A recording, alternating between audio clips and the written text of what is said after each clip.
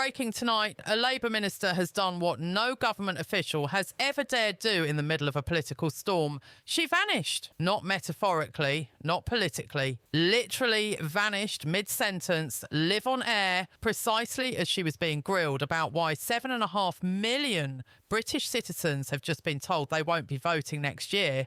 And the moment you see it, you realise this wasn't a glitch, wasn't a hiccup, wasn't a dodgy Wi-Fi router struggling in the corner of Whitehall. This was something much bigger. A political escape act so perfectly timed it could have won Britain's Got Talent. But before we dive deeper, hit subscribe now if you want the stories this government hopes you'll stop asking questions about, because what follows is more than a PR disaster. It's a symptom of a government that's running out of excuses, answers, and now apparently ministers. It all began early this morning. Employment Minister Alison McGovern was across the airwaves doing her government duty, explaining why the cost of living crisis is still spiralling, why the rail system is collapsing under its own fares, and most importantly, why next year's mayoral elections, affecting millions, have been quietly slid into the shredder. And right from the first question, it was clear McGovern wasn't having a rough morning. She was having a career-defining catastrophe. Nick Ferrari, who has interviewed every Prime Minister, Chancellor and scandal-soaked survivor in Westminster, began tearing through the talking points like a chainsaw through wet cardboard. McGovern froze on the most basic stats, stumbled on the simplest questions and delivered economic explanations so hollow they could echo. But the real disaster wasn't her uncertainty, it was what came next. The moment Ferrari asked the question, why has it been deemed necessary that 7.5 million people can't vote next year? A question with no spin-friendly answer. A question you cannot dodge.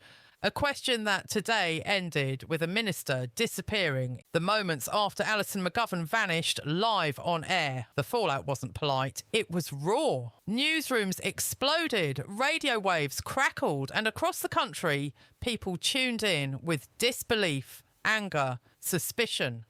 What began as an awkward interview spiralled into something far darker. The government cancelled elections, and its ministers are disappearing when asked why. Before McGovern disappeared, the interview had already collapsed under its own weight. On air, she floundered when asked about rail fare freezes, supposedly help for the poorest. The host, Nick Ferrari, did not hold back. Do you really think people struggling to put food on the table are prioritising train tickets? Her answer, a stumbling excuse about getting people into work. Then he asked a simple question. What is the median income in Britain? Silence. A blank stare. The minister, who claims to understand working Britain, couldn't recall a basic national economic statistic. For many listeners, that moment alone would have been enough, but it got far worse. Ferrari pivoted to the core issue, the decision to scrap next year's mayoral elections, cancelling democracy for 7.5 million voters. McGovern launched into boilerplate about reorganisation, unitary councils,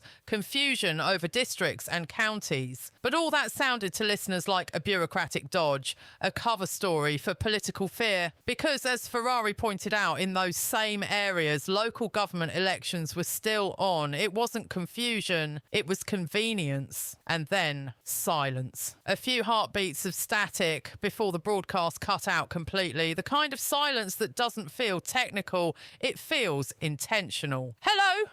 I think the line's frozen. Can you hear me? Ferrari asked. Nothing. Gone.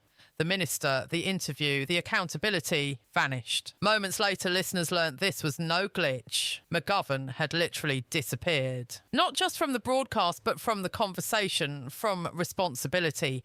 Overnight, what began as a political interview went from awkward to alarming. Voters asked if, as the day wore on, the broader implications started to hit home. Cancelling elections is serious, but vanishing ministers? That's terrifying. For many, it looked like a government not just mismanaging power, but quietly consolidating it. A government that fears accountability. A government where the voices asking questions are being silenced or simply cut off. On air, late-night talk shows replayed McGovern's meltdown, the dead air, the abrupt cut.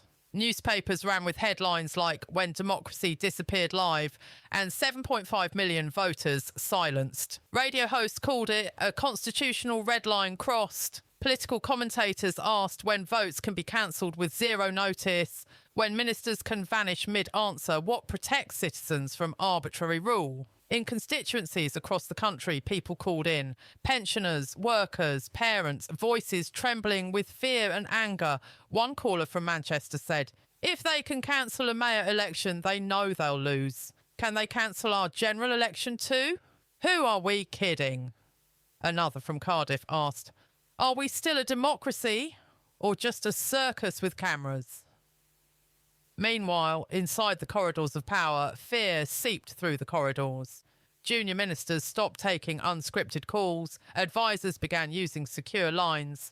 Parliamentary aides started to scramble diaries and rotate press officer shifts. Over in Whitehall, senior civil servants reportedly shared messages, expect more, maybe worse. They assumed the blackout was a distraction, a diversion, a test to see how far the public would tolerate democratic erosion. But the public did not stay silent. Silence broke. Pro-democracy groups mobilised rapid response campaigns. Petitions demanding explanations surged past 1 million signatures in hours. Local community halls turned into pressure centres, flyers, posters, WhatsApp chains, vote now or never meetings. Suddenly, what the government assumed would die quietly became a national uproar. And yet no official follow-up, no explanation, just a wall of quiet. London stayed silent. The minister remained unreachable. The Prime Minister avoided cameras. Every microphone that asked for answers was abruptly switched off. The message was unmistakable in this government. Now the damage is becoming structural, not just political, but social. Trust in institutions that once seemed stable is crumbling, and once solid alliances are fracturing under pressure. Citizens wonder if their ballots matter anymore when votes can be scrapped, and ministers disappear when asked for answers. Community leaders and political activists warn of long-term fallout. Young voters who were already cynical about politics now view it as a sham. Turnout projections for future elections, local or general, are dropping sharply. If people believe their vote can be cancelled, many ask themselves, what's the point of showing up? Labour supporters, especially in working-class townships, feel deceived. Families living paycheck to paycheck, depending on an honest economic plan and a functioning democracy, now they feel like collateral damage. Some call them what happened, the final straw. Others speak quietly of emigration, alienation and disenchantment. Because if democracy is optional, if accountability is avoidable, what's to stop more drastic cuts to rights, to services, to representation? Even within government circles, the unease grows. Junior ministers whisper about reputational damage. Civil servants express concern about institutional stability. Overseas allies, seeing the uproar, begin to question Britain's reliability as a democratic partner.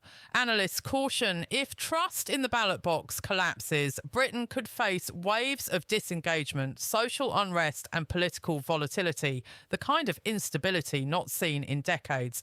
Yet, in all this, there remains one chilling pattern. Where questions arise, answers vanish. Where accountability should live, silence rules. Where democracy claims to stand, people feel lied to. The disappearance of a minister isn't just a glitch, it's a warning shot. The final blow might not come tomorrow.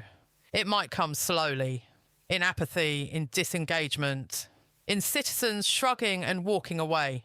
Because once democracy becomes negotiable, once votes become uncertain, once trust becomes optional, the real power shifts. Not to politicians, but to fear, frustration and resignation. That's the moment we're approaching now, the quiet unravelling. And if history has taught us anything, it rarely ends well when the governed stop believing they're being heard. By nightfall, Britain found itself somewhere it hasn't been in generations, staring directly at a crisis of legitimacy, not a scandal, not a misstep, not an unpopular policy, something far bigger, something structural, a government that cancelled elections for millions, and a minister who vanished precisely when asked why. And here's the part nobody wants to say out loud. This wasn't an accident. Not politically, not strategically, not narratively. This was a moment of exposure, the kind governments dread. when the mask slips and the truth shows itself for a split second, like a flash of lightning illuminating a darkened coastline. McGovern's disappearance wasn't the cause of the crisis. It was the symbol of it, a metaphor made literal, a government that dodges questions, now literally disconnects from them, a government that promised transparency, now hides behind signals dropping, a government that told Britain it would restore trust, now quietly rewrites the conditions of democracy itself. In the hours that followed, something remarkable happened. People stopped arguing about party lines and started asking fundamental questions. If elections can be postponed once, what stops them from being postponed again? If 7.5 million votes can be paused, what stops 40 million from being delayed? If ministers can vanish in the middle of accountability, what does accountability even mean anymore? These aren't fringe questions. These are the questions of a population beginning to sense that the ground beneath them is shifting. And maybe, just maybe, that's why the silence from Downing Street has been so absolute. Because the moment they speak, the moment they answer, this story becomes official. And once it's official, it becomes history. And history remembers moments like this with brutal clarity.